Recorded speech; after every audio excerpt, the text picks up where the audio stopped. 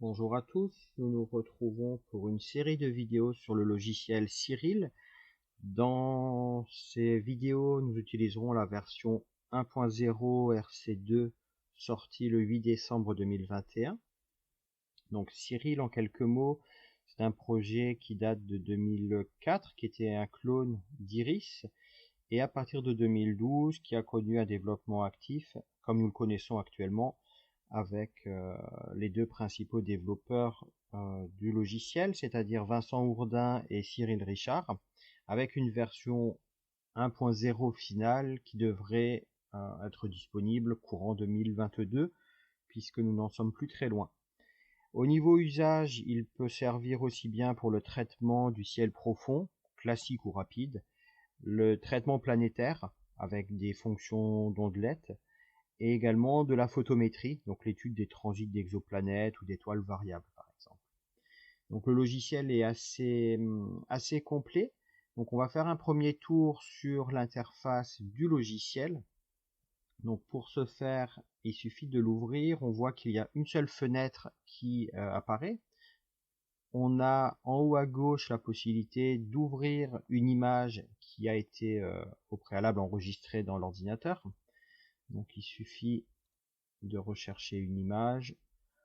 Pour que cette dernière apparaisse sur la partie gauche du logiciel, donc la fenêtre de visualisation, on a juste au-dessus les différents canaux, donc rouge, vert, bleu et la composition RVB avec notre image. Tout ce qui se passe sur la partie gauche et en bas du logiciel, c'est vraiment pour de la visualisation. C'est bien indiqué en rouge, pour visualisation seulement. Que ce soit au niveau des curseurs ici ou que ce soit pour la partie histogramme, c'est vraiment que de la visualisation. Il va falloir ensuite passer par le menu de traitement de l'image pour pouvoir appliquer réellement les traitements à cette image. On a la possibilité d'avoir des petits raccourcis en bas qui nous permettent de changer, voilà, de passer en négatif ou en mode fausse couleur. D'une façon générale, le logiciel est assez simple puisqu'il suffit de laisser le curseur sur un bouton ou un élément pour que des informations apparaissent.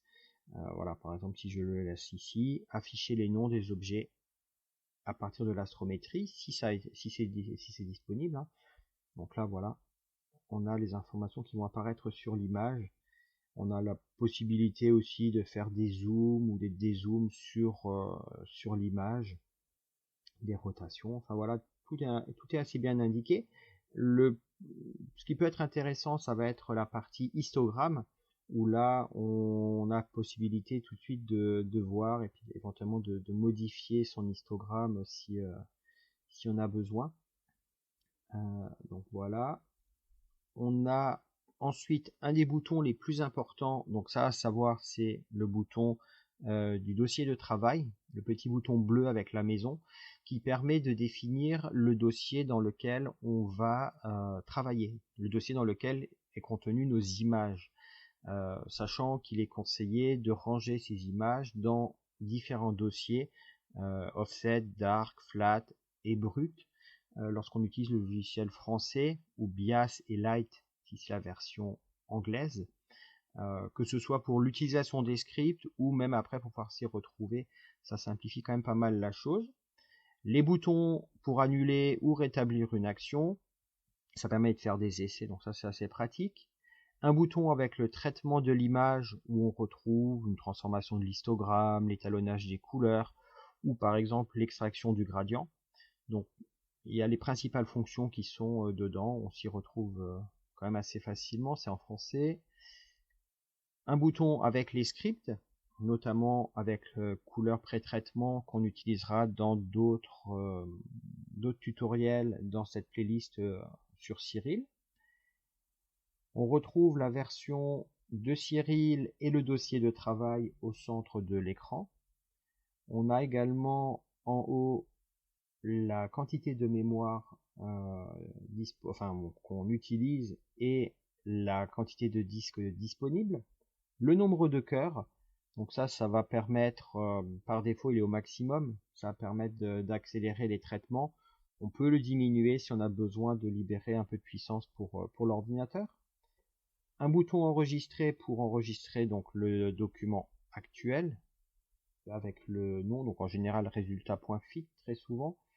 Le bouton qui permet d'enregistrer dans un autre format, un autre nom. La capture d'écran, la possibilité de changer le nombre de bits de notre image. Par défaut, c'est 32. Je conseille de le laisser.